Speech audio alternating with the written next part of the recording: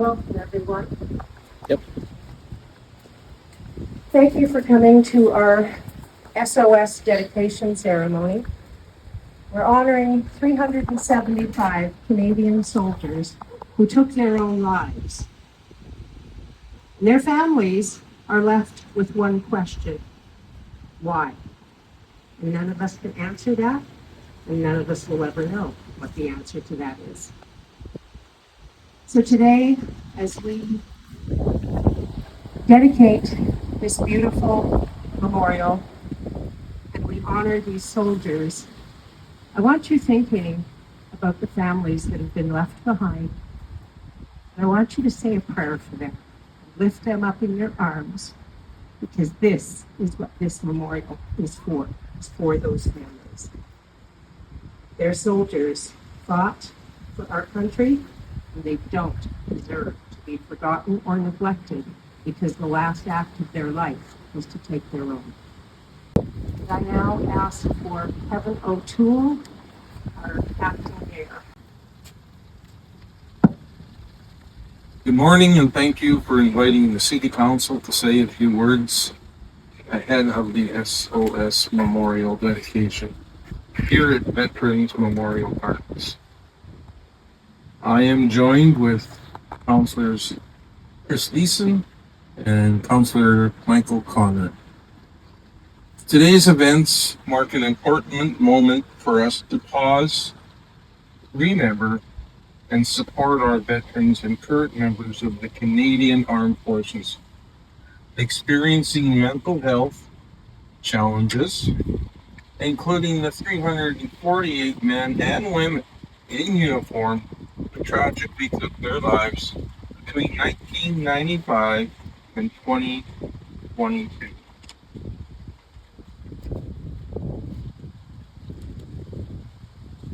The tragedy of suicide is equally felt by all Canadians, with 12 Canadians dying of suicide every day. This shared loss unites us in grief, but also in purpose. As we gather today and dedicate this memorial, we are reminded of the power of the community, and we are stronger together. But when strong. The city extends a gracious thank you to the Veterans Memorial Garden and Interpretive Center for their tireless work supporting Canadian military members and honored veterans, and for today's important efforts to raise awareness by breaking the stigma and building solidarity. Thank you. Thank you, Kevin. I now call on Councillor Burton from the MD of Greenview. And for anybody today that feels a little bit like maybe they could use a little support because this topic is heavy, just wanted you to know that Victim Services is here. There is some support materials in this little bell tent for you. Please avail yourself if you feel the need. Thank you, Renee.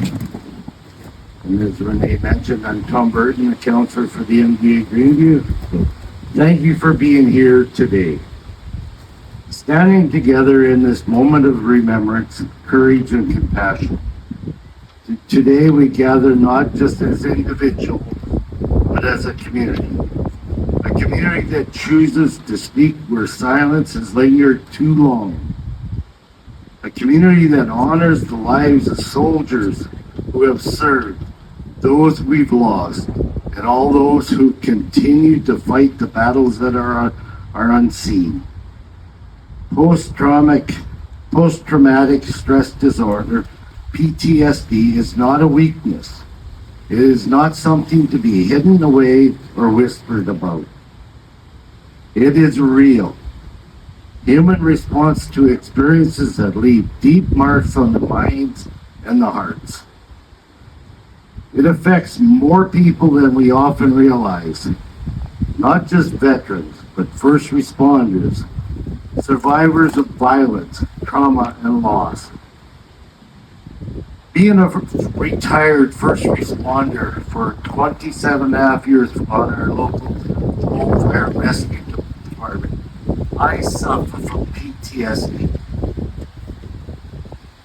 Too many people suffer in silence and carry invisible burdens because they fear being judged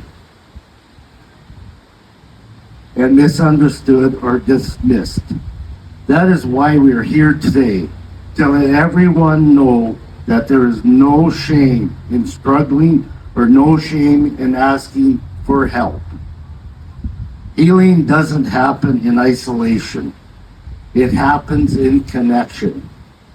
It begins with conversation, shared stories, and moments like this when we can stand together and say, you are not alone. Our soldiers have shown incredible strength in the face of unthinkable adversity. But strength isn't just about enduring pain. It's also about having the courage to seek support. The same is true for anybody living with mental health challenges. Seeking help is not a sign of defeat. It's an act of bravery. I would like to acknowledge Kaymor Industrial Solutions. This memorial is more than a structure. It's a promise. A promise that no soldier lost to suicide will ever be forgotten, and that every life holds immeasurable worth. It carries forward the vision of everyone who has worked so hard to break the silence, to replace the stigma with understanding, and to surround those in pain with unwavering support. It is a place of light, hope, and connection, and a reminder that none of us walk this road alone. Let us remember those we've lost, not just in battle, but in the battles within. Let us honor them not only with words, but with action, by fostering a community where mental health is treated with the same seriousness and compassion as physical health, and where support is accessible. Today is not just a moment to reflect, it's a commitment to solidarity, to listening, to standing by each other when the noise of the world quiet and silence sets in. Thank you for choosing solidarity over silence.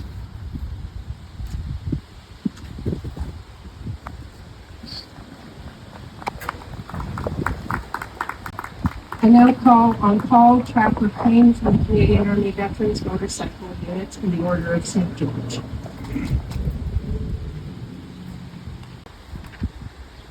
I rode out here from the Maritimes, and it's a great honor to be here. A great honor to return to Grand Prairie and see with my own eyes what you folks have created. I was in Thunder Bay in a driving rainstorm, and at the Terry Fox Monument overlooking Trans-Canada Highway, I took a knee in the heavy rain, and a woman was watching me from the parking lot. And I got up from my knee and I staggered back to my motorcycle, and as I was getting on, she walked up to me and she asked me, "Where are you from?" And I told her I rode out from New Brunswick.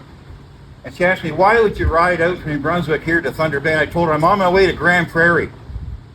And she asked me, "Why would you ride 6 provinces in a driving rain to go to Grand Prairie?" And I told her it was because of love.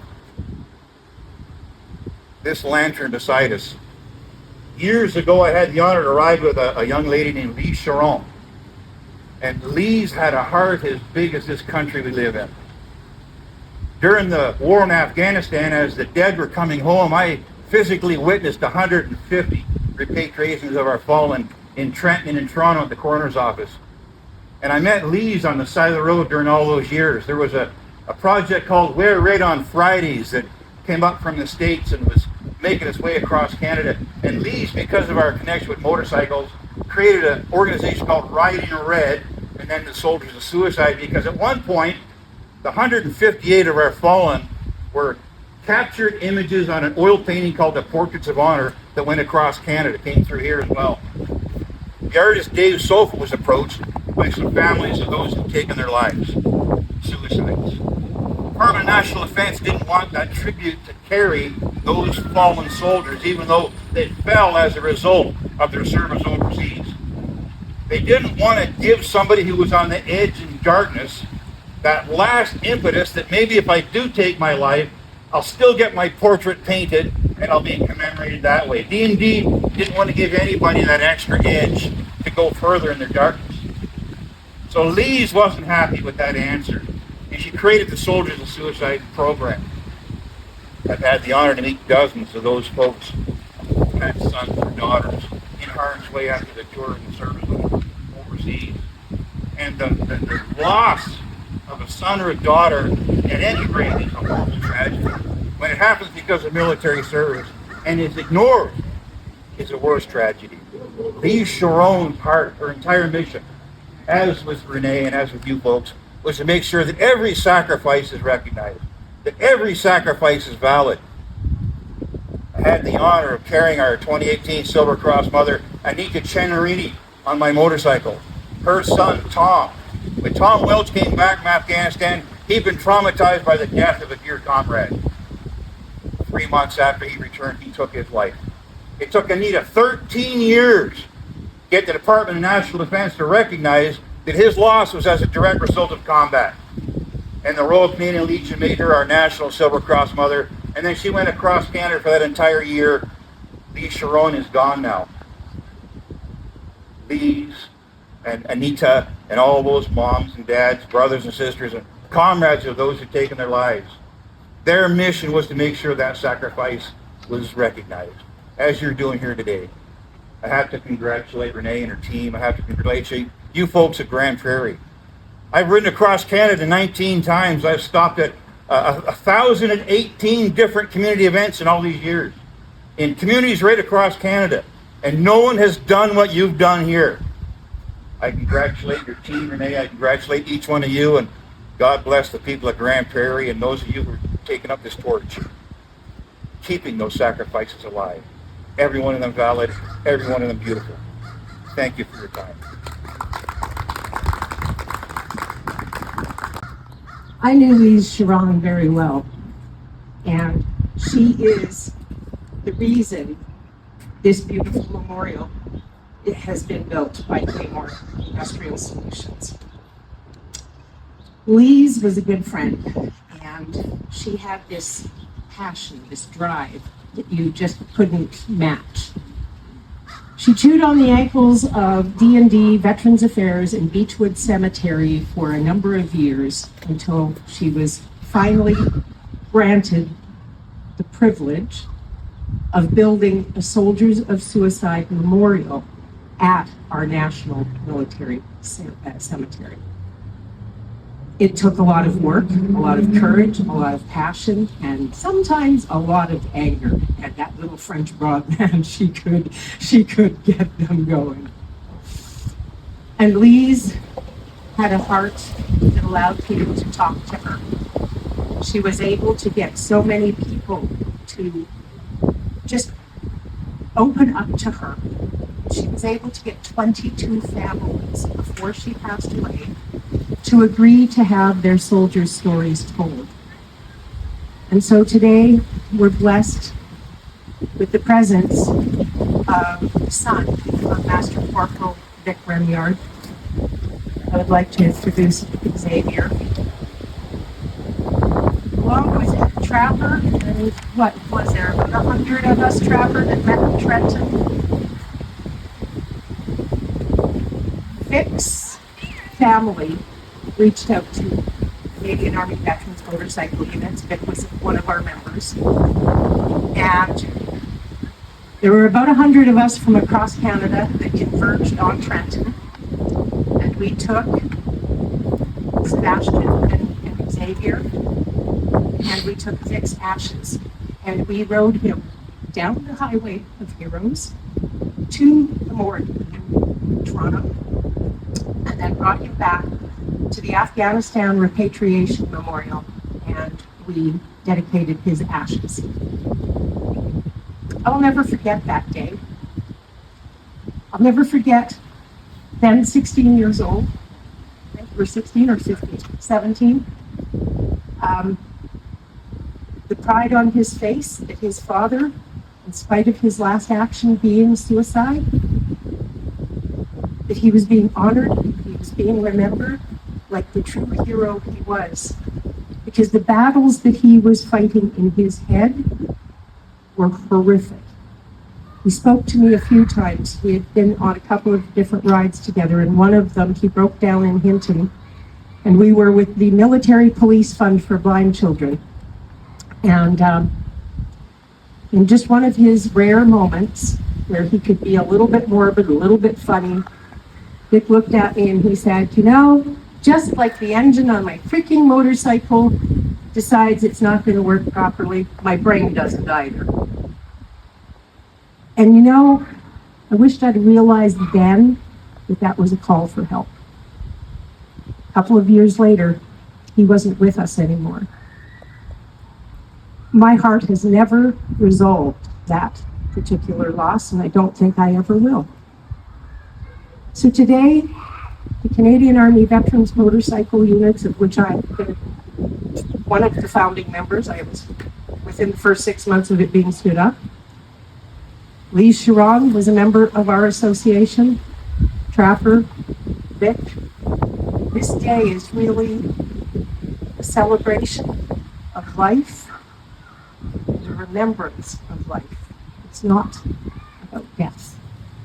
It's about life.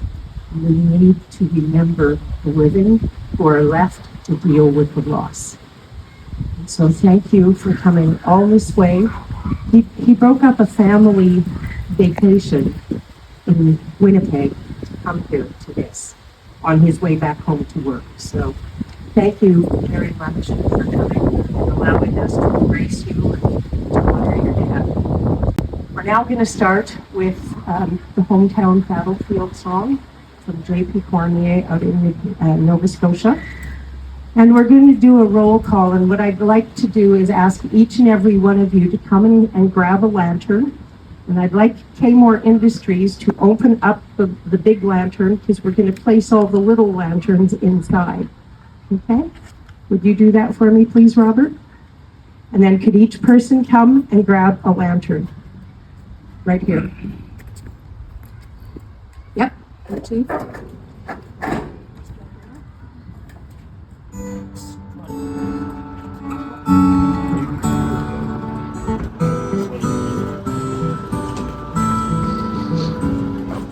Got home from the service as the spring began its turn. 12 long months away.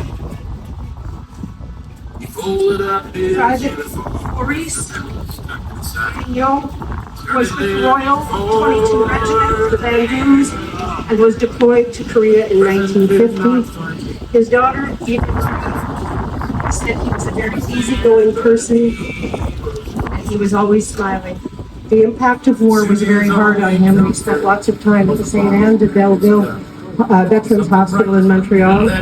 This shows us that PTSD was already part of our military in those days. He died February 25th, 1975. Corporal Dan Elliott, the Lord Strathcona Horse, served 2 tours in Bosnia. First tour went well, but when he came back, a different man. He was diagnosed with PTSD in August 21. He died September 26th of that same year. His widow Debbie now lives in New Brunswick with their 2 sons. Private Thomas Welch was born in Thunder Bay, Ontario, but lived until he was 17 in Manitouwadge, which is 3 hours east of Thunder Bay. He was a member of the RCR. He served in Afghanistan from October 2003 to March 2004. He committed suicide May 2004. His family knew there was something wrong, but at the time they didn't know of Operation Securities. Private Frederick Couture from Roxton Pond, Quebec. He served in Afghanistan in 2006 with the 22 Regiment, the Bandoos, He was the first soldier from CFB Valcartier, Quebec to be injured, and in December of that year, and he had to be amputated below the knee. At first, he had a very positive attitude, but he started showing signs of PTSD as time went by. He lost his battle to PTSD on November 14th, 2007. His parents, Yvonne and Linda, are among 5 families who inspired the Soldiers of Suicide Project. Constable Louis Tellier was a proud member of the Toronto Police Service, the 55th Division, at the time of his death on January 21st, 2008. Louis was also a retired corporal with the Royal Canadian Dragoons in Petawawa. From there, he was released in 2002. He had joined the Army in 1990 and served in Bosnia.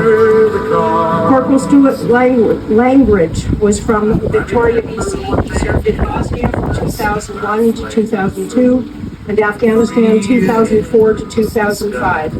He was very proud of his career in the military, but he was very affected by the poverty he witnessed on his tour in Bosnia. And it was the same when he came back to Canada after touring Afghanistan. The horror of war became part of his life. And when he came back to Canada after his tour in Afghanistan, March 15th, 2008, he lost his life.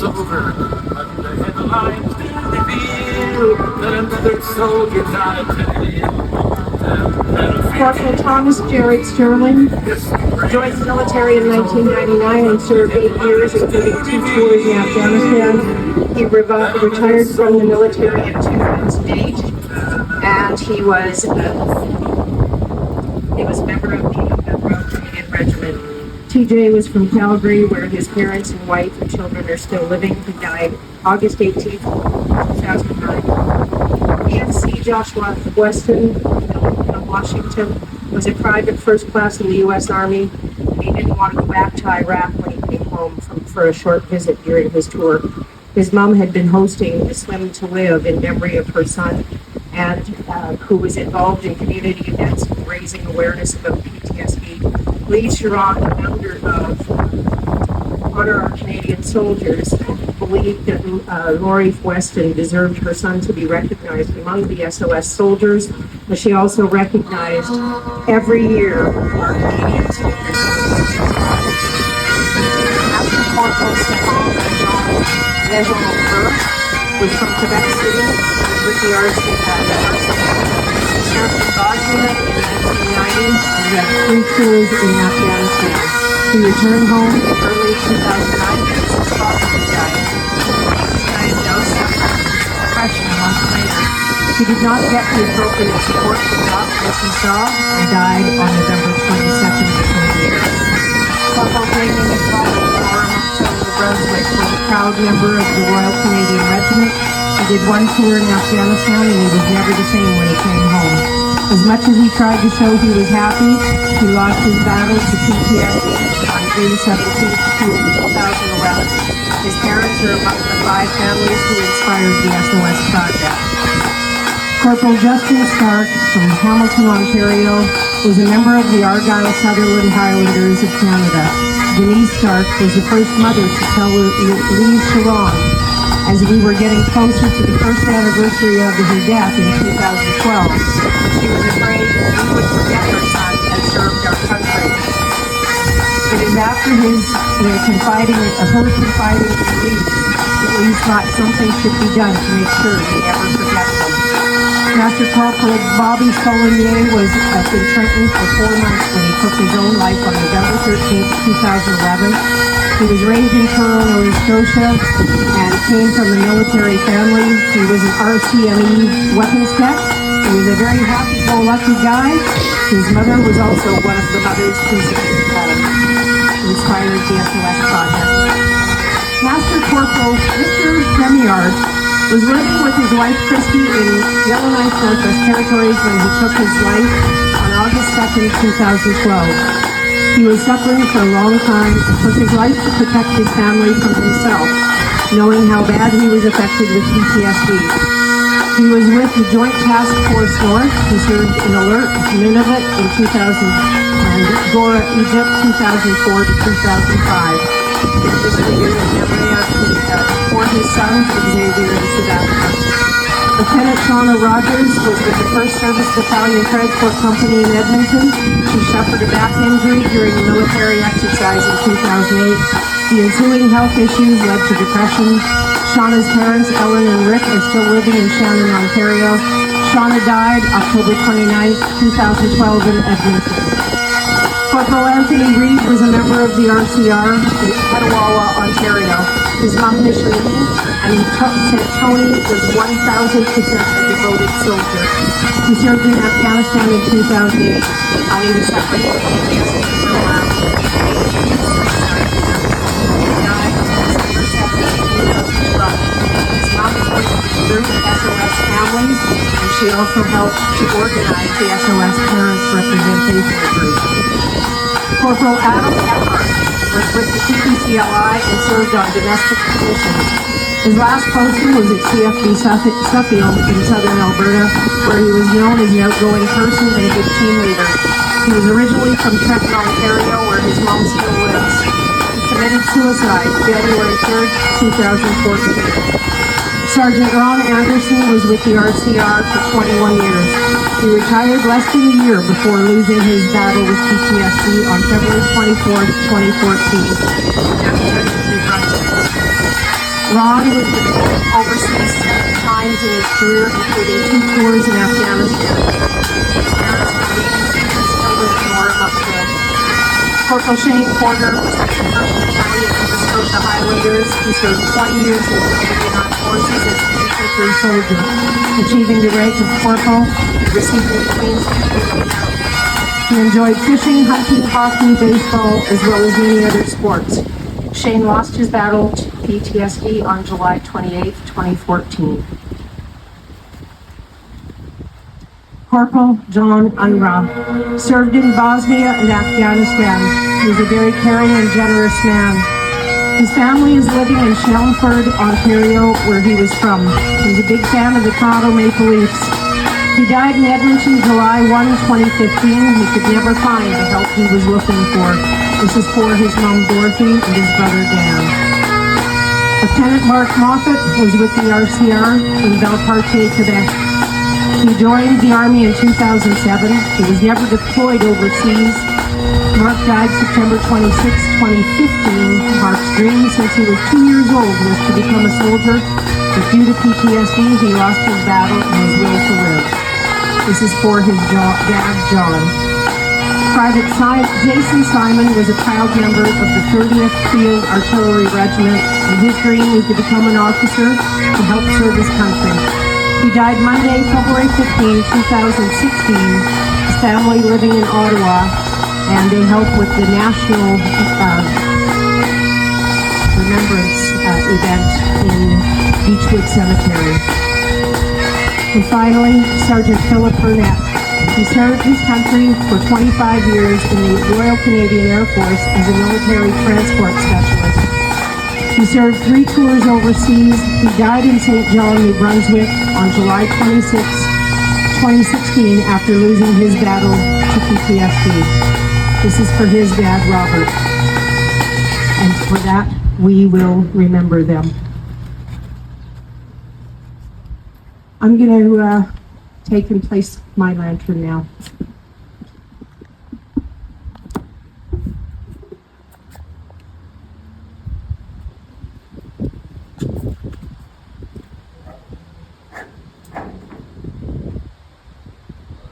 This big lantern is for Lise.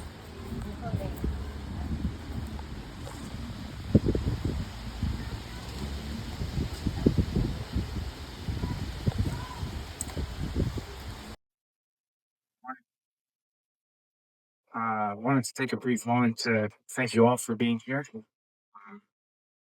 Chopper, who rode all the way on, to the local representatives who showed up today, and to the rest of you as well, to come and commemorate all of these individuals who will forever stay in our minds and in our hearts. I want to absolutely thank Renee for working tirelessly on behalf of our families, of our brothers, our sisters, our fathers, our mothers, our friends who have been lost, but as we have mentioned, that are never forgotten. I wasn't planning on speaking today. Specifically for the reason that obviously this weighs fairly heavy on me. Personally. But when Renee reached out and she mentioned that this was going to happen, I knew that I needed to be present and to be here for all of these members who committed and sacrificed their lives to be a part of the service and to pay service to all of us here as Canadians. If I had to leave one message,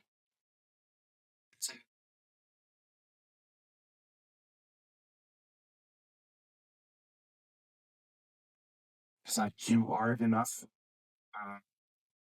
My father was, he was many things, but if there's one thing I can always remember him by is that he was very prideful.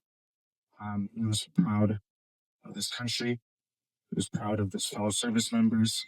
He was proud of his family. And I think that was one of the main reasons why he never sought the help that he required. He was too proud and too hurt to do anything and to realize that services were available to him. So for that, I thank members such as my father and all of the rest for again the sacrifice to remind them and their families that it's never enough pride and there's no pride lost in seeking the help that we need to better our mental health. That there are people that love you, that support you, that stand by you, and that you will always have a place within the community. With that, I thank you once again to all of you for being here. Thank you. You're here. Yeah.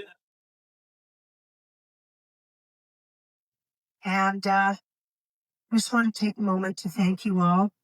And I'd like us to bow our heads in prayer one final time. Father, we have people here from across Canada who have lost loved ones, who have lost fellow soldiers, family members.